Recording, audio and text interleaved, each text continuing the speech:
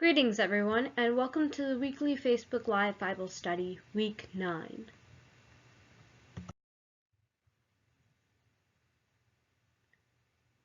Last week we began Numbers, and from Numbers we discussed the setup of the book and the problems the Israelites began to face.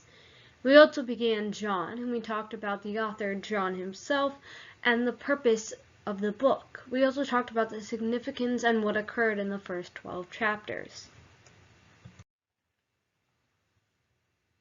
This week we're going to finish up Numbers. We're going to cover Moses' sin and the strange symbol that God gave to Moses and to the people. And we're going to talk about the figure of Balaam. We're also going to finish up John. We're going to talk about how Israel's leaders began to plot the murder of Jesus and how Jesus responded to those actions. We're also going to take a look at the final words about the author and the Great Commission. Now, let's jump into the second half of Numbers.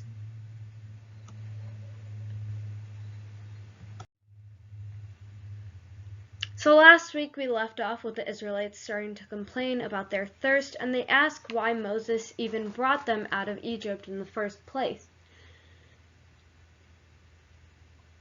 So God tells Moses to speak to a rock to bring out water for all the people. But Moses doesn't obey God's command. Moses oversteps his bounds and he hits the rock twice and then says, "You rebels, do we have to bring water out of this rock?" Moses dishonors God by putting himself in God's place as the one who brings out the water. So Moses brings down on himself the same fate as the wilderness generation. He too will die in the desert and never get to enter the promised land.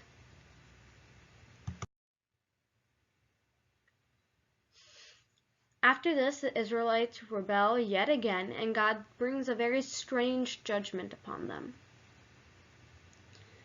Venomous snakes come and bite the people, so Moses again intercedes on behalf of the people, and God tells Moses to make a bronze snake and lift it up on a pole, so that whoever looks at the snake would be healed of the poisonous snake bite. It's a very strange symbol, but it speaks to the challenge that God has by being faithful to his covenant. He's right to bring justice on Israelites' evil, but even God's justice gets transformed into a source of life for those who will look to God for healing.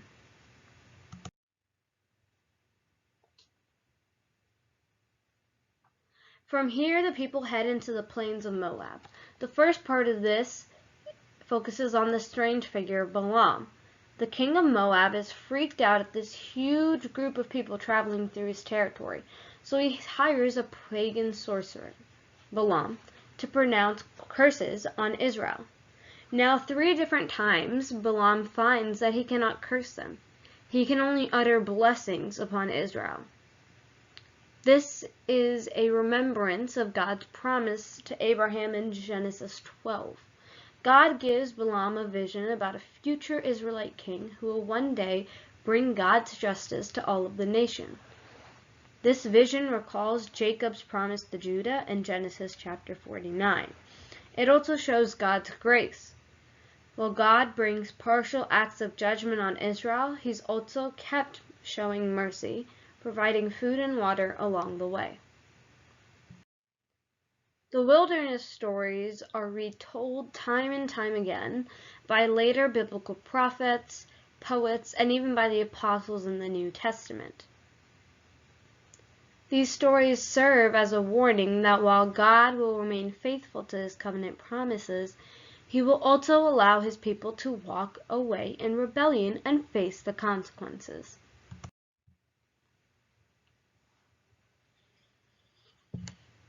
The rest of the book focuses on the children of the wilderness generation, and they begin to prepare to inherit the promised land.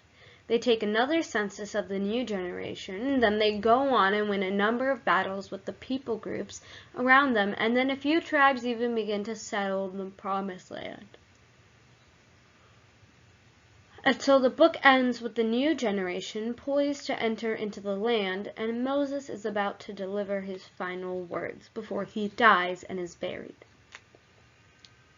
This concludes the book of Numbers. If you have any questions, comments, or concerns, we ask that you post them and that together we can grow in Christ. Thank you. Now let's move on to the book of John. Chapter 13 begins with a plot to murder Jesus. And once the plot to murder Jesus is set in motion, we come into the book's second half. This part focuses entirely on Jesus' final nights and the last words to the disciples as he tries to prepare them for his coming death. Jesus performs the shocking act at dinner. He takes on the role of a common servant by kneeling down to wash their dirty feet, something that in their culture a superior rabbi would never do for his disciples. Now Jesus says as a symbol of his entire purpose, to reveal the true nature of God as a being of self-giving love. It's also a symbol of what Jesus is about to do in becoming a servant and giving up his life to die for the sins of the world. Now this act leads to his great command to his disciples, that they are to follow him by loving one another as he has loved them. Acts of loving generosity are to be the hallmark of Jesus' followers. This is what will show the world who Jesus is and therefore who God is. From there, Jesus goes into a long flowing speech that's concluded with a prayer. Jesus keeps saying that he's going away, which makes the disciples sad. But Jesus says it's for the best because that means he will send the Spirit, also known as the Advocate. As a human, Jesus can only be in one place at one time, but the Spirit can be Jesus' divine personal presence in any place at any time. Jesus says his disciples are the one who abide and remain in that divine love. Jesus describes here how the personal love of God can permeate a person's life, healing, transforming, and making them new.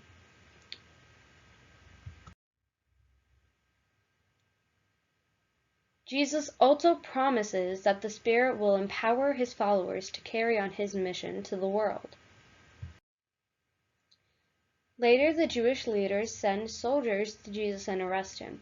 When the soldiers ask which one Jesus is, Jesus declares himself and they fall backward. Jesus reveals his divine name and power and victory precisely at the moment that he gives up his life. After this, Jesus is put on trial for his exalted claims to be the Son of God and the King of Israel, first before the high priest and then before the Roman governor Pilate, who asked to take anyone who's charged with claiming to be the King of Israel. But they can't find any faults with him. Due to the pressures by Israel's leaders, Jesus is crucified and dies in a place where the world's true king conquered sin and evil by letting it conquer him. Jesus gains victory over the world through an act of self-giving love. After this, Jesus' body is placed in a tomb and then is sealed. And on the first day of the week, Mary and the other disciples discovered that the tomb is strangely open and empty. Mary all of a sudden meets Jesus and realizes he has risen up from the dead. Chapter 20 vindicates Jesus' claim to be the Son of God, the author of all life, whose love has conquered death itself. After the empty tomb, Jesus then meets up with all of his disciples, and then he commissions them by sending the Spirit as he promised, so that his mission from the Father can be carried through them. After that, the book concludes with an epilogue that explores the ongoing mission of Jesus' disciples in the world. A number of them are fishing and they're not catching anything, so Jesus appears to them on the shore and they don't recognize him through. He tells them to cast their net on the other side of the boat, and when they obey him, they catch a huge amount of fish, and it's only then that they recognize him as Jesus. Now John provides a picture of discipleship of Jesus, where his followers will be most effective in the world when their focus is not on their work as such, but when simply listening for the voice of Jesus and obeying him when he speaks. That's when they will all truly see him work in their lives. That concludes the Gospel of John for us. If you have any questions, comments, or concerns, we ask that you post them, and together we can grow in Christ.